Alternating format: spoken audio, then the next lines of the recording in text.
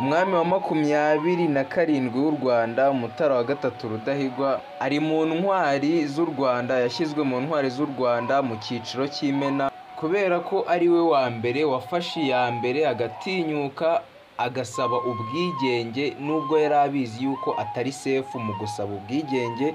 ashaka kwirukana abakoloni ba gashakabuhake, ndetse byageze n'aho abizira kubera yuko nyuma yo gusaba ko ahura n'umuyobozi wa ONU w'icyo gihe ashaka gusaba ubwigenge, abakoloni b'Ababiligi barabimenye, bituma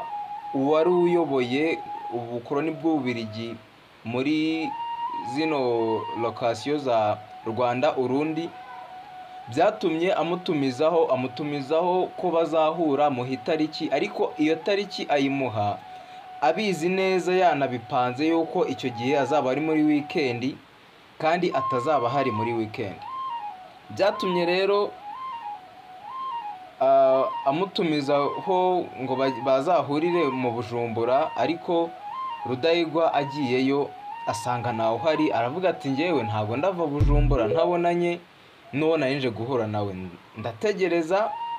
ku wa mbere aba ari bwo tuzahura, ubwo nawe ngiye kuba ndi i Bujumbura. Kubera ko Rudahigwa yari afite imishinga myinshi ari gupangira igihugu cy'u Rwanda, afite byinshi yumva nyine ashaka gukorera u Rwanda, ndetse n'iterambere, yifuza iterambere ry'u Rwanda muri rusange,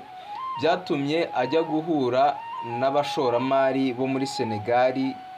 bapanga umunsi wo guhura kugira ngo baganire ku ishoramari, uburyo bakorera ishoramari ryabo no mu Rwanda. Nyuma y'ibyo ngibyo kumanza kwiteza urushinge rw'umusonga ku muganga witwaga Vink. Uwo muganga yari ari i Bujumbura, aragenda yinjira muri ofisi ye, hari nijoro, aragenda nyine amutera urwo rushinge, ariko mu by'ukuri urushinge yamuteye benshi bavuga yuko ari narwo rwamwishe, kubera yuko nyine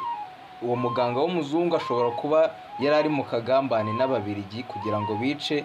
intwari yacu Mutara wa gatatu Rudahigwa. Byatumye rero akimara kumutera urushinge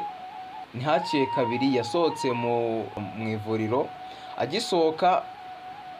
akigera imbere yabo yari yazanye nabo i Bujumbura ahita agwa aho ngaho, ndetse banatangaza itanga ry'umwami ko yatanze azize